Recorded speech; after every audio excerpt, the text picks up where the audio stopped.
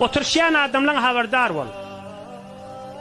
Allah üçün aydiyan kıyamatta da men şayet şu vururun. Bir jawan oğlan şu hücren otoqda yuqorqa toqda aytdı manga. Ahuncan men bir firqa girdim dedi. Hop näme ham? Köfelli da bir firqada.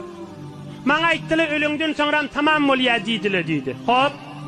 Dädem aýrylana 4 ýyl boldy dedi. 4 ýyl ber bir gedek dädeme doga edemek dedi. Allah şahitmiş kefayet ýanyma. Näme diýip öldü tamam boldy dedi. Meger peýgamberimiz Allahum salli ala Muhammed diýip doga etmeýärmi? Meger sahabalara radiyallahu anh diýip doga etmeýärmi?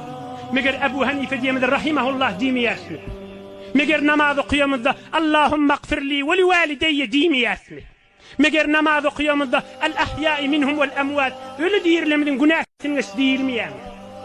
Bu gören adamın oturşarlyk däl hadi. Bir kitap okuyupdyr, ya bir mahwaradan bir tordak kulak astyr diýip de bir şagal tilki ýollary girip ak cennete elçek ýollan çykagama. Hudaý üçin nasihat diýip